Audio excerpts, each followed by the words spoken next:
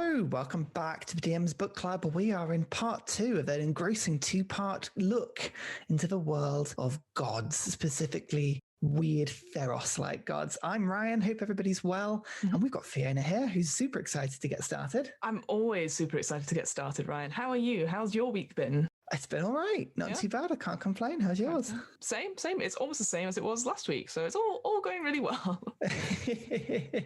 Indeed it is. It's a strange world we're living in, and it's about to get stranger because some of these gods that you want to talk about today are absolutely weird.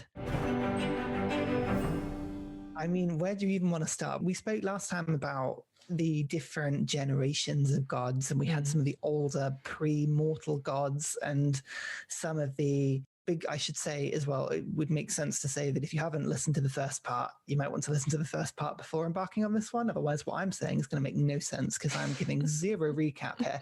But we spoke about the second generation of gods who were sort of the pre-mortal existent things. And then the third generation, which was that first idea of thought and worship. And now we're into the fourth generation, which are much more arbitrary and sort of specific in idea, I think.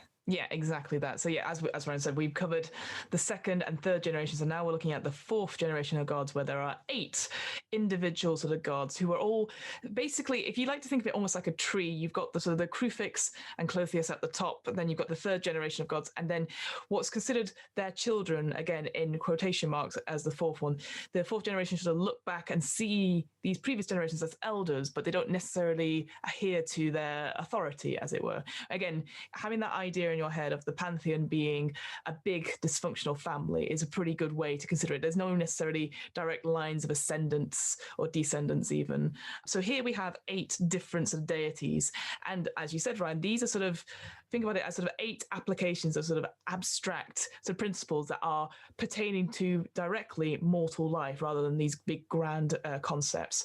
I'm going to get all these wrong. I will say again, I wish that D&D would do more pronunciation guides, because I feel like a complete moron. I spent weeks trying to work out how to say these things. And even when you look online, we said before that this Theros is a Magic the Gathering setting from 2013. You'd think that there would be some sort of pronunciation guide or some sort of YouTube here.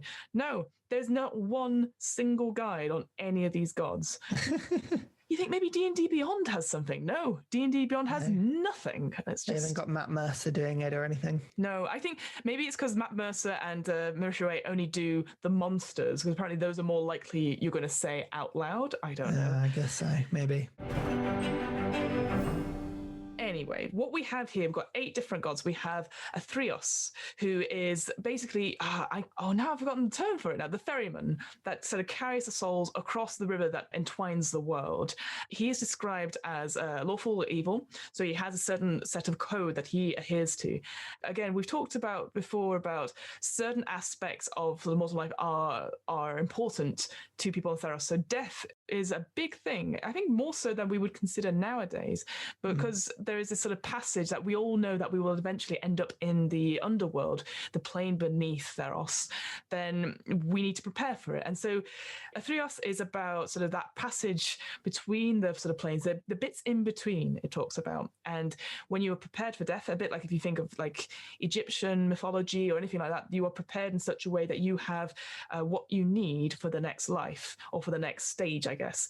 And so his sort of main deal is that he needs a coin in order to ensure your passage across the river. And if you do not have a coin of any kind, then you are remaining on the banks of this river for the rest of eternity, and you will never find rest. Harsh, that. Really harsh. You forgot your loose change. You forgot your supermarket pound. There's no trolley for you. You can't cross this river. And what's interesting, again, it doesn't have to necessarily be a coin of very high value. It just has to be a trinket or something different. And it talks about Atheros having different mintages and different coins that he has, because again, we've talked about this before, that each god has like a certain set of myths that sort of just gives you a little taster and a little flavor of what they're about.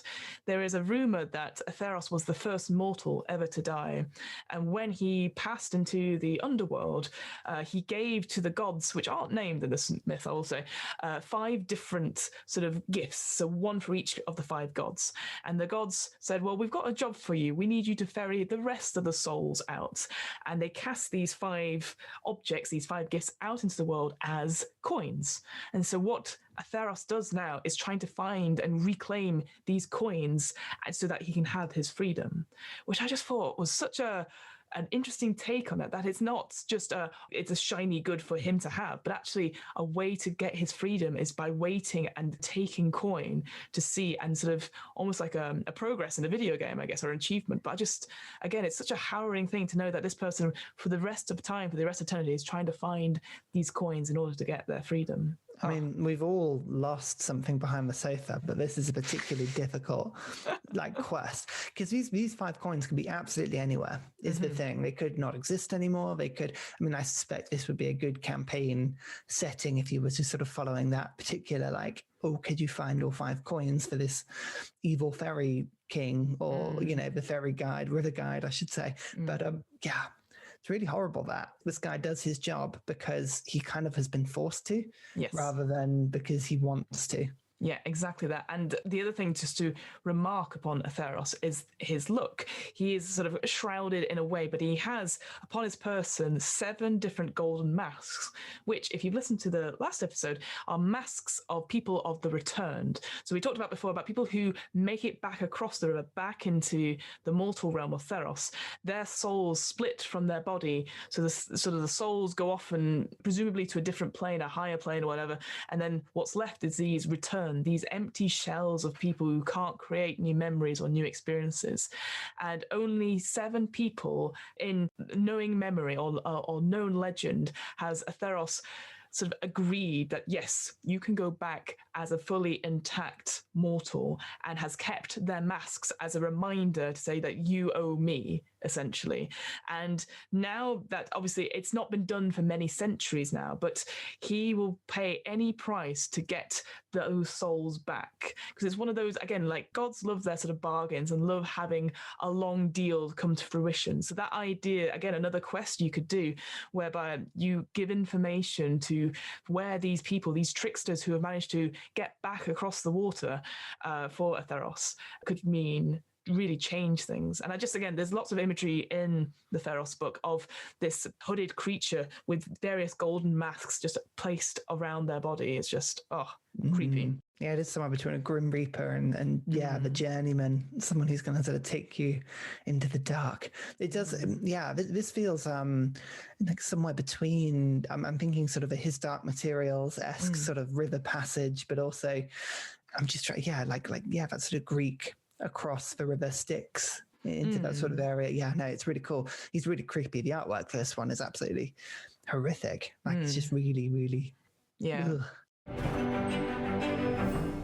Let's talk about somebody much more positive, shall we? Let's talk about, I'll tell you who we'll talk about. We'll talk about Iroas. Not Iroas? No, that's a D&D show. Eros. There you go. Eros, spelled Iroas. The god of victory, the god of sort of essentially war, but the good kind. He's a good war, chaotic good. He is sort of the embodiment of soldiers, of mercenaries, of fighting the good fight. I'm never going to say his name. I'm never going to say his name again, because frankly, it is just one of those things where I will never get it right. He is one of those people that he is like the pinnacle of martial pride and bearing. That's sort of like, when you see people like the armies and they're doing their sort of the marches and stuff like that, there's that sort of sense of pride and organization and we will win. A very sort of, I guess, World War II, we've got this chaps type thing, but even more Greek, I guess.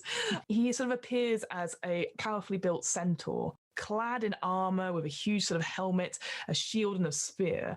And again, that sort of embodiment of carrying yourself with confidence and precision. And whilst many people would say, well, war is not necessarily a good thing, he says it is a necessary in order to fulfill life's purpose and to triumph over evil. I don't know how to describe it. That's sort of just that being of just confidence that we will win and fighting because you enjoy the fight. It's sort of like an Olympic spirit, isn't it? Because it's all about competition and sport and physical endurance and besting yourself in sort of honorable skill challenge or strength of anything that it may be. He doesn't like trickery. He doesn't like anything to do with manipulation. He's all just about fronting up to things and and fighting them. And yeah, it talks about there's games that are held every now and then where people will go and compete physically in sort of sporting contests, and then he may appear to the winners, you know, in maybe not. Maybe he just doesn't turn up one year. That idea that only the bravest and the strongest will triumph, and any traitors or any people that in battle try and switch sides are seen as weak, which I think is interesting. That idea of not necessarily forgiving people is just like, we talk about these gods of, you know, they're different to how we would see gods or a god or gods in religion today, that they are fallible, they are fickle. If they're slighted, they don't forget it, which I just think is like an amazing thing, that if you upset a god, you will know about it. You will feel their wrath, whether it's today or tomorrow or in like years' time when you have a family or your descendants feel the incur of this wrath. So yeah, I just think it's so good. And yeah, like you said, the Iroan Games, again, an Olympic Games of some sort. And again, being able to set maybe an adventure or something there where a member of the party or many members of the party have to partake in it in order to get a chance to have an audience with this god. I think that would be quite cool, like little gimmick as well. And it's something that everyone looks forward to. It's a bit like a festival, essentially, like that idea, like, because we do it in our campaigns where we're like, okay, it is now this kind of festival and there's lots of opportunities and everyone's excited. It just gives an idea that you have to be somewhere with like lots of things going on. And the same thing with this, but it is sport based and there is definitely challenges in it, and there's not necessarily a lot of combat unless you put in combat, I guess. I don't know. That he represents the sort of good side of the coin, right? This sort of, you know, focused, honorable combat, whereas the other side of the coin is sort of this horrible, slaughterific being of chaos and hunger and just death, who is a polar opposite. So he has a twin called, I believe it's Mogis. I don't want to call it Mogis because it's like the smog thing over and over again. I was thinking Mogis. Of course, the G on that, yeah. Yeah, no, I don't know. Mogis, however you said, he is the epitome of evil, essentially. He is chaotic evil. He is war in the sense of it is the brutality, the sort of the fighting, the bloodshed, that sort of lust that people get once they kill, that feeling of sort of power, the corrupting influence. That is what Mogis is. And the idea that these two gods are sort of, again, one of the myths in the book talks about how they used to be the same god, the idea of war as a concept, but it was so big and so great, the sort of the conflicting sides between them actually forced the god apart and split them such. And there's rumors about how maybe they should put them back together, but only with the cooperation of both gods. And I'm like, that sounds like the worst thing in the world. Why would you do that? But I like the idea of just splitting things in half. It's just so good. I can't imagine either would accept that as well. Like that, neither of those things seems like a good idea. No, not at all. When you look at the Pantheon in all its sort of glory, out of the 15 gods, he is the only chaotic evil god. And actually looking at all the alignments, because they've got a very handy little table that tells you who is what symbols appear and such. There's actually 5 pure neutral gods out of 15, which I feel is quite a lot actually, but only 1 chaotic evil god and only 1 lawful good god, which is of course Helioid. Because it does talk about in each of the gods, it talks about these sort of divine relationships. So it's like, how do they stand to each other? And quite often the main sort of the fights are between either siblings, so Eros and Mogis, obviously the twins, the two sides of the coin, or in contrast to either Crufix or Clothius, so sort of the second generation, the idea of destiny, you can't escape it, and the passage of time. But also Helioid, who just assumes that because he's good, he shall be able to rule all of the realm. And it's quite interesting to see most of the relationships in regards to that, but also seeing in relationships to other people. So because Mogis, whatever, doesn't get along with lots of people because his destructive nature actually encroaches on quite a lot of boundaries, quite a lot of the world and stuff. Obviously, lots of people die in war. Lots of landscape and nature gets upturned by this sort of the warfare as well. So not a lot of gods are on his side and will be very reluctant to help him should he ask for it. And it's very unlikely he will ask for it. He's just one of those people that takes what he wants, essentially. Exactly, and encourages that as a good thing. Like, yes, killing and raising things to the floor, 100%. Yes, I approve of this. It would be an interesting one to try and put into a campaign if a character was like, yeah, I want to be a champion of this god. You'd sort of have to think, how would I do this constructively? we've said this before, but all the gods have ideals that you can use to replace your character's ideals. In Mogis' one, it is mostly evil or neutral. And then there's like anyone saying, I just devote myself to my god. See that as you will, but it's very hard to be like, how can you make this a good thing completely? And I think the other thing that's interesting to say about this as well is that gods don't necessarily care if you believe in them or you're using their sort of the piety or whatever to further your own goals, because obviously their goals get furthered with it as well. As long as you're kind of doing what they want you to do, it's all fine with them. So I think, again, maybe that's the sort of thing, you're not necessarily agreeing with everything, the ideals of Mogis, but you're using the philosophy, I guess, to further your own agenda, which I think may be quite important for this. But I'm sure at some point we'll have a topic where we talk about, like, what is it like to play an evil character or to run an evil campaign? Because I don't know how often people do that, or if people enjoy doing that for long periods of time. I know I certainly would really struggle to play an evil character because I just don't have the energy. You'd get into it, I think. You just really put yourself into it. It's like a cathartic thing, I think. Oh, okay. Fine. I can't wait. Evilly. But let's move on to some of the other gods as well. So as you sort of pointed out at the top of this episode, a lot of these gods are more to do with the aspects of mortal life itself compared to sort of the natural world or sort of big concepts like time and destiny. So a lot of it is to do with civilization. So, and again, apologies for the pronunciation of these, but we've got people like Ephara, who is like the god of cities. Polises? Civilization sort of is an idea, like a sort of walled safety and civic duty and law and order, really. Like somebody who takes the wild and converts it into something stable. What's interesting about Ephara is that her visage or her sort of statues are pretty much in every single city because people pray to her for protection and stuff. So you might walk past like a wall of a big sort of metropolis type thing and they'll have her picture of her face on it or carving of it. I can imagine it if you think of like the UK, stuff like maybe like big capitals like London or Birmingham probably would have thousands of these statues around that people would pray to in different temples and stuff, whereas further out they might not. She's seen as a like huge animated statue with an urn that she carries with water just continuously pouring out and never sort of reaching the ground. She wants to establish these cities, but then further their potential. She wants to make sure that people police themselves or order themselves in a right, just way.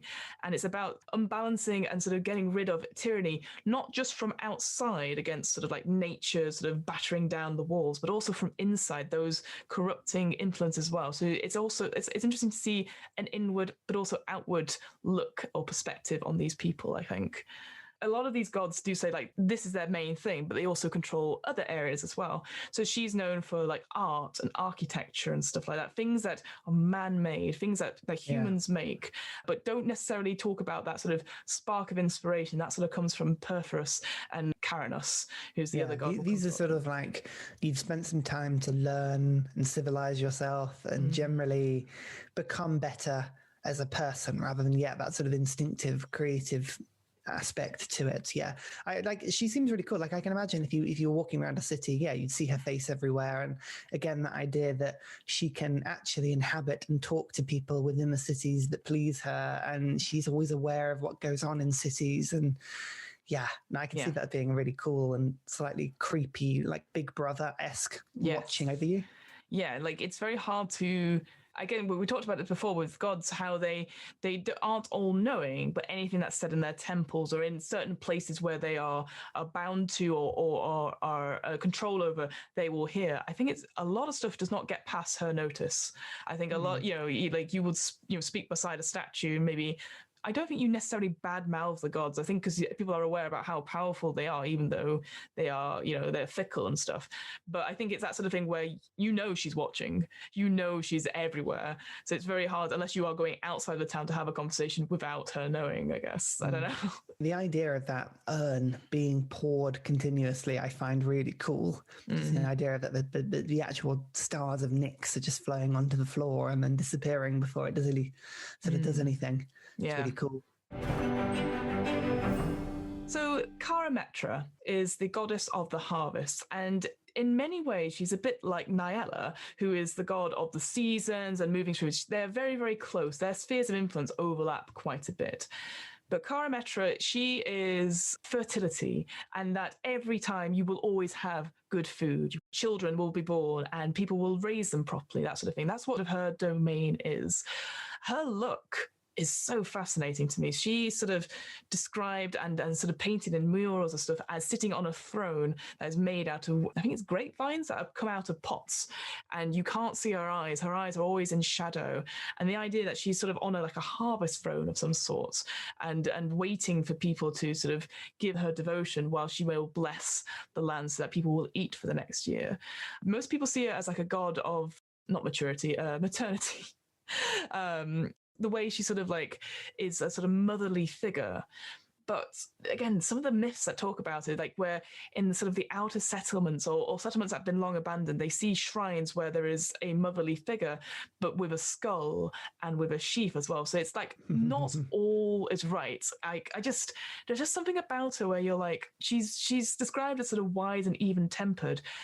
But if she's displeased, she doesn't rot anything or anything like that. She just withdraws her favor and nothing grows, nothing happens. I'm just thinking, damn, that is such a, when people say like, oh, well, I'm not going to do anything, I'm not acting, is actually an action in itself. And I just think it's just such a powerful play to be like, I don't give them my blessing this year. And the fact that people need to work disapprove, on it. Yeah, disapprove, dislike.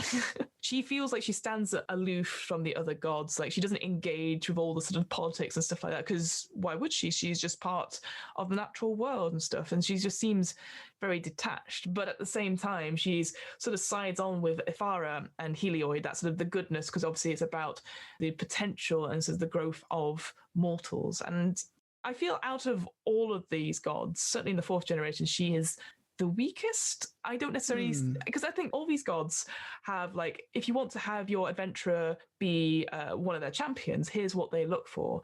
And I generally don't know if anyone would pick Karametra as their particularly chosen god. I guess it depends on the traits, because again, with all these gods, you get certain benefits if you meet certain piety scores. Like you get enough, I think that one of the levels you get is that you can conjure enough grapes to create a potion of healing or poison, depending and stuff like that, But again, I don't know if it's worth it. You see what I mean? Yeah, I think she seems like a bit weird and a bit strange compared to the other sort of huge forces in nature. But I guess if you're sort of thinking about civilization, she's possibly one of the most important aspects, which is the creation of new life and the ability to feed and sustain yourself. Like I could see why she'd be one of the most regular ones you would pray to on a day-to-day life, because it's like, well, actually, if the food doesn't come, then there's, we don't eat and we'll starve. And, oh, well, if the children don't come, then exactly the same thing happens. And so she doesn't rock the boat in any way, but the things she stands for are equally important in a sort of weird way. I mean, she's not going to unleash lightning on people, but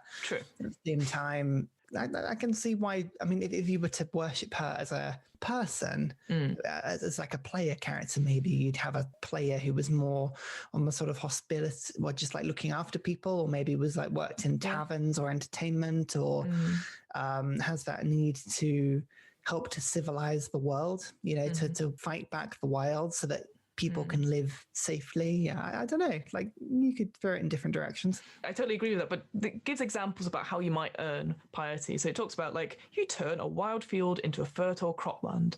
How often does that come up in an adventure? You just go, oh shit, hang on, seeds everywhere. Like feeding those who are starving. The one I did think that would come up a lot is defending a farm from monsters, because that's a go-to like our fighting one. So it depends on the campaign you're running. Is it going to be a more of a fighty one, or is it going to be more of a social, like, oh, the land barons are taking back the farms and there's no food, like what do you do? That sort of thinking outside the box, I guess. But for me, I don't know if you'd need mechanics for that. I think it's just more you role-playing by talking about it and then just convincing the DM to be like, this is a plan I want to do. I don't know. I think it's an interesting one. I don't see it for me, I guess. Yes. No, I mean, interesting. I'll challenge you to make somebody who follows her one day. Oh no, that sounds like work. Keranos or Karanos is the god of storms, but also wisdom. Again, these sort of things where it's like, oh, we're going to mash some things together. But there's talk about whether Keranos came from parents of Thassa, so the goddess of the seas, and Perforus, the god of the forge, and together creating this sort of god of storms, this lightning, as it were. And what's cool about Keranos is that he is like a very specialized version of the creativity we talked about with Perforus. So any artificers or tinkerers, people who are inventing new ideas and stuff, they are coming up with ideas. It's like that lightning bolt, that little bit of inspiration. It's that idea that he wants to give all this knowledge and he wants to help people, but only when the time is right. So there's a myth he talks about with the Age of Bronze, where he encouraged, after seeing some sort of creativity or some spark in one of these blacksmiths, they'd be like, here's how you actually create bronze. And now bronze weaponry is all over Theros. And he's pleased with this. And at some point, he might give out the idea for how to make iron stuff, but not yet. It doesn't seem right, which it's great. Like the idea that he has knowledge, but he's like, no, until they impress me, and then I might be lenient and give them to them. It's just, yeah. He fills in a gap between a couple of people, doesn't he? And I like that. Like, it describes him as being somebody who is incredibly wrathful, but every single piece of his wrath can be weathered as long as you think about it beforehand and plan and prepare for it. And he loves that sort of considered thought and solving of a problem. And if you come to him with an idea and then can explain and justify it, he goes, yeah, I like that. That's a good idea. And will sort of give you his boon rather than doesn't like impulsiveness. I guess that's the difference between him and phosphorus. I want to say phosphorus, but it's not. But the one is very instinctual and creative and sort of almost comes from within, and Keranos is more thinking about stuff and planning and bettering yourself. That is a really good way of differentiating between the two. There is the talk about that idea, like punishing those who are reckless with their creativity and not being aware of who hurts what, etc. But there is that sort of thing where, because he is neutral, chaotic neutral, he will dispense this sort of creativity, this inspiration to people, but not caring for the consequences of it. So if he sees someone creating like a new form of weaponry of some sort, he would very happily, he goes, that's really interesting, I will fund that, I will help that. A bit like Dragon's Den, but not so much worry about the consequences of people dying as a result or anything like that. He doesn't care about the consequences. It's the thought of making it and planning ahead in a sense of creating a perfect item or a perfect procedure, I guess, but not caring about if there's any fallout from it, which again is interesting because there's that neutral aspect of is it good that he's done this or is it bad that he's done this? My favorite thing about him, and I think this must happen with all the gods, is that people will invoke his name when they're creating art or science. So they'll say oh, curse sake, all that sort of thing. And it's something I know I struggle with in our own campaigns, but the idea of using the god's name to ingest as a curse or anything like that, just obviously engages you with the setting itself. The issue would be you need to have an idea why they're saying it rather than just saying it randomly. I always find that's a really difficult one to remember if you're trying to role play somebody and you're within it. You have to actually change your own basic sort of slang in order to fit into the world. You'd have to remember, just write it down. Keranos, curse Keranos every time. Yeah, Keranos sake. Yeah.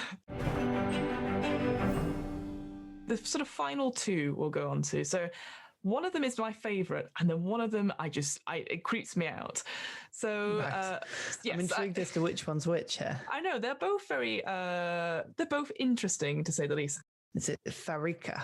Pharika, yes. Again, one of those ones where I had to look up how to pronounce Pharika, this idea of science and health. Essentially, it looks very much like a demigorgon in a way, like she is Medusa in kind. So she has the body of a sort of snake with two snakes just happen to coming out of her chest. No biggie. These things happen? These things do happen, It's a fashion choice. It's a look, absolutely. She's covered in scales. She has a very green skin sort of appearance, but she is the god of affliction and medicine, and as a result her alignment is neutral evil. And I think that's quite interesting because you think, but healthcare and the health profession, again, if you looked at any sort of health profession sort of sign, there's usually the sort of syringe or whatever surrounded by two snakes, because that is from original Greek mythology, snakes were a sign of health or good well-being. And the idea that she is evil because there is that sort of thing where she likes testing medicine medicines and testing sort of ointments and stuff and seeing their effects. So a bit like, and I don't want to say like animal testing, but she does this. She leaves out secrets to potions and lotions around the world and encourages mortals to take them on and make these things, and imbuing this knowledge of how to help or hinder people's health. That idea of alchemy, but also aging and the passing of time, that age is a thing. You can't stop it. It's always going to happen. There's just all these sort of elements of her. One of her champions really pleased her, and she said, you can have any potion you want. I will create it in my jug of many things, I don't know. And they said, I want to experience pure joy. So they did. They create this, and the champion drank it, but drank so much that they died because, as the moral of the story is, embidding too much of one thing is bad. And I just thought that was it's like the tale of how D&D cocaine was formed, I think. Exactly. That joy, that element. And again, that could bring into so many things in play. Like we've had it in our own campaign where you talk about like some sort of like fantasy or drug inducing thing where it affects the makeup of someone or it affects their magic ability, but it is addictive. So you can have her play around in those and like finding whole cities being afflicted by these things because of an experiment that's gone wrong. And it's had her influence in it. But she doesn't necessarily care what happens to those people who take too much or live a little bit longer, because she has a good relationship with Erebos and Athreos, the people of the underworld, because she's like, well, I've had my fun. They can take care of us from now on. I imagine her to be like, is it just Dr. Octavia in the Spider-Verse? Yeah. Yeah. I mean, that's horrendously creepy. I love it. But she's a bit of an enigma. She can sort of heal, but often kill, and then sometimes kill and heal, and sometimes kill people, but then give them insight before they die.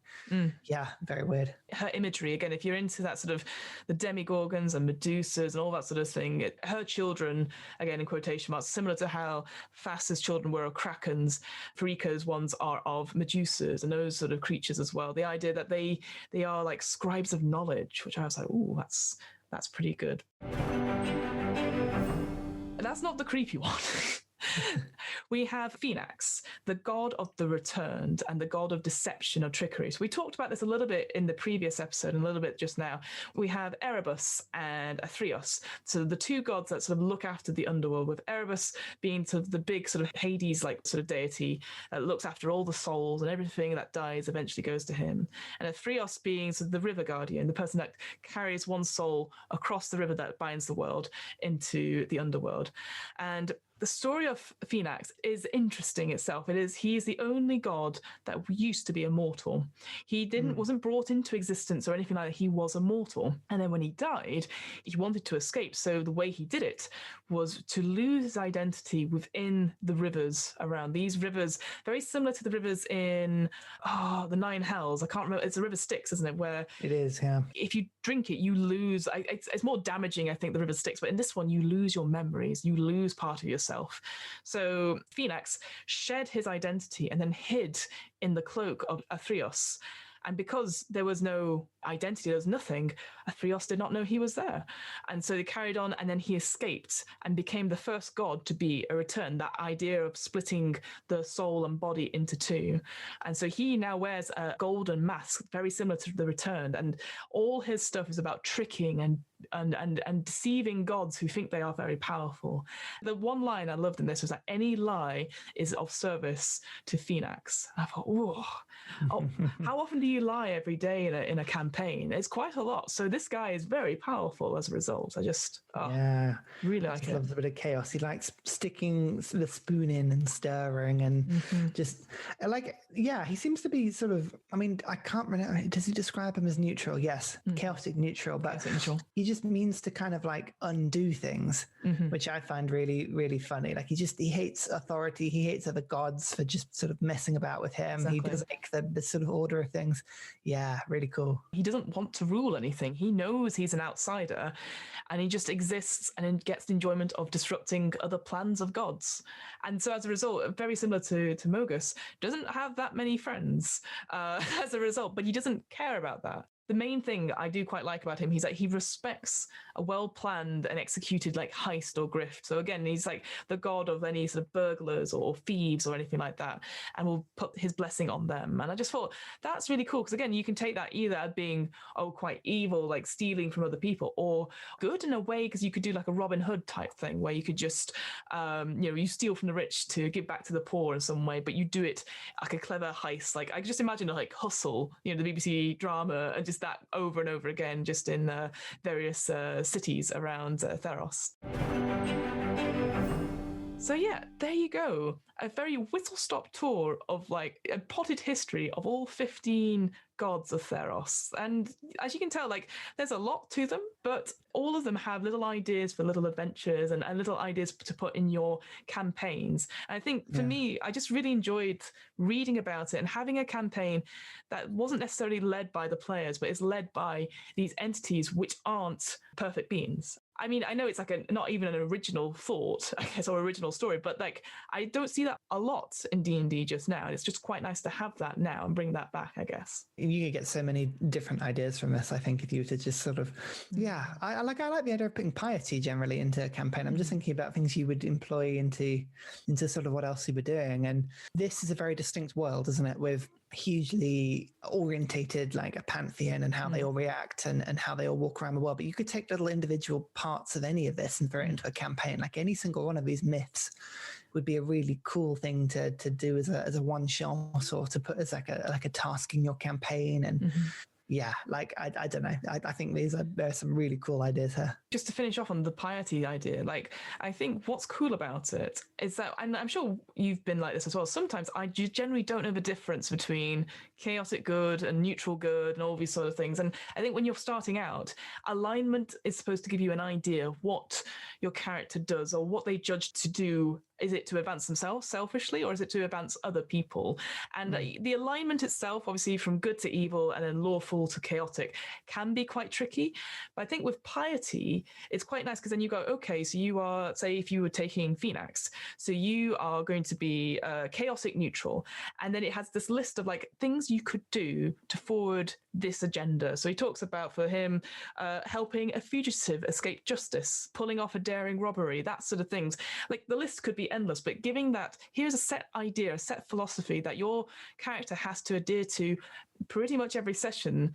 It's just a little bit nice expanse on that. 'Cause sometimes I really struggle like knowing what I would do as a player and what my character would do as the character. So having this sort of thing going, you might not agree with this, but your god says this, and if you don't do it, your character will not have the benefits. And I will say that as well, is that you don't lose out from not having piety, you just don't gain anything, which I think is quite an important thing. You're not punished necessarily, you just lose the god's interest. I think it's great. Yeah, exactly. And like, I mean, it would give you such things to think about. Like, I'm just looking at Phenax, who is right at the end we were talking about, and some of the things he doesn't like, such as swearing and then honoring an oath, which the players may do all the time, or bringing order in times of chaos. Well, that's kind of most campaigns try and do that. So, I think if anyone in your campaign is like, I want to choose Phenax as my person, you're like, no, I don't want to use an agent. Let's talk about this. In my campaign. Exactly. Yeah. And the other thing I'll quickly say, because I know we're running out of time, is that obviously you could have a whole party that has differing gods companions, or they could have all the same god and companion. And I think if your party wants to do that, maybe a session 0 will be great for this, but also to just discuss it. Because obviously if you're going to have people who have gods that are polar opposites, so for example, if you have Eros and the other one whose name is Mogis, there is one of the favors is like, oh, your twin is the champion of the other god. So you have that rivalry and stuff. So again, it adds to having inter-party sort of politics and inter-party relationships. But because it's so important to the game and for the structure of it, because it's so embedded in Theros' life, you just need to have that word with your players beforehand, I think, just so that they get the most out of it. Otherwise, we'll never have piety, and then you kind of lose the interest, I guess, or any benefits of having gods bossing you about, I guess. Exactly. It's it would be something really cool to throw into a campaign. I think you could just take all kinds of different parts, and anything that helps somebody think about a good backstory, I think, has got to be a good thing. All right. right. Thank you so much for letting me waffle on to you for an hour. I was going to say thank you. You did amazingly well at digesting what was a huge amount of information and giving it all back. So congrats. That's impressive. Thank you. And just to let people know that we're actually going to take a quick break because obviously it is Christmas. We'll be back in a couple of weeks with hopefully more exciting D&D stuff, maybe some new books. I don't know. Christmas is an exciting time in general. I guess before we go, Ryan, is there anything you'd like to plug or anything you want to talk about before we sign off? If you want to come and find me, come and have hello, say hello. I've got a Discord. It's called the Ephara Discord. You can come say hello, drop me a message. We can talk about D&D and all kinds of other things. But until then, no, I'm hopefully going to have a very quiet Christmas, I think. Oh, fingers crossed. Fingers crossed. My name's Fiona. I run the What Am I Rolling podcast, a twice-monthly RPG one-shot podcast. Hopefully have some new collaborations happening in the new year. Working on that, working on this and everything, but also hoping for a nice quiet end of this year because it's been a tough one for both of us, I think. So I think so. It's been a tough one for a lot of people. It's a very strange year, isn't it? Agreed. Well, until next time, stay safe and have a good one. Yeah. Have a lovely Christmas. See you all there. Bye-bye. Bye.